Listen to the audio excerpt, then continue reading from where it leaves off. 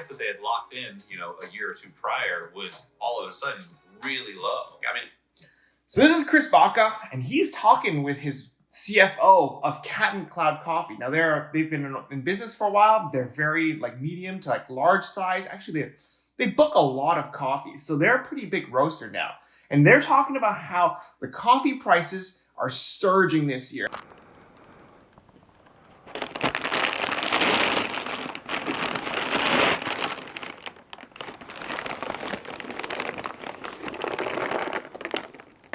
Now in the video, he talks about how Brazil this year had a bad crop because of the bad weather. It was a little bit too cold, some places were frozen, the ground is a little bit too dry. And having a bad weather not only has low yield, it also has worse taste. So a higher yield in production that year generally leads to a sweeter coffee. Now, having a difference in supply and demand because there's very high demand and low supply, Brazil's price is going up. And this is when I was starting to look for a cheaper alternative. And surprisingly, an Ethiopian Yirgacheffe grade 1 showed up cheaper than the Brazil. And they had a great yield. Therefore, I have one of the sweetest coffees I've had in a very long time. This is an Ethiopian coffee I will be brewing for everybody. Now, this is a medium light roast from Ethiopia.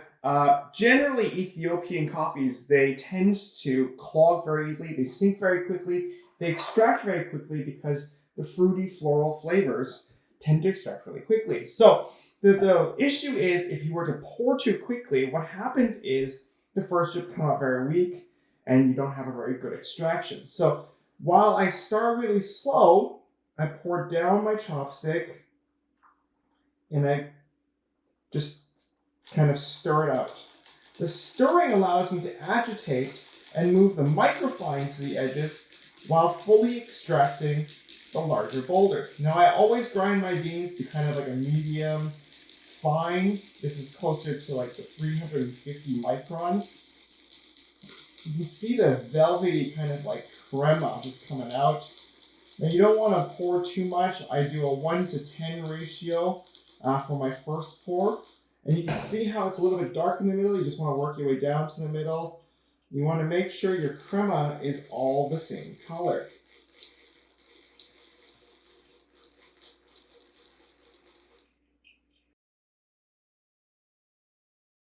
Now, if you look closely though, you can see that the edges still have a decent amount of grinds on them. That is because having a too quick of a pour will not fully extract it. What you want to do is now have your second pour just go all the way to the edges, and then you do a quick little flush. This is a 1:15 ratio. I started with 19 grams of beans, so I'm ending at 270 grams of water. And we will just give it a quick stir to fully extract everything. I stir for a little bit longer just because the boulders were not extracted the first time. And there we go. So while the market is doing pretty poorly for places like Brazil or Colombia, especially with the looming tariffs on Colombia potentially, places like Ethiopia, Rwanda, they had a great crop this year. So maybe we'll see more of them on the market and see how that changes kind of the commodity coffees. Now, they're not the largest producers, and so the demand for them might surge because their prices are low, so then the price correction might be there. But that'll drop the prices of Brazil's. And no matter what, Brazil's are just kind of very favored over the average person. It's because of the chocolatey, nuttier notes, especially with Colombia that has more of that orangey kind of acidity at the very end of it. So we'll see how kind of the market goes. The current C market just hit an all-time high. It's kind of crazy. I don't know what's going to happen actually. Yeah, we'll see. Well, thanks for listening. I hope you guys like this kind of video. I'm trying to be more, personable, I don't know, relatable, chatty, a little bit more energy in my videos. But yeah, thanks for watching.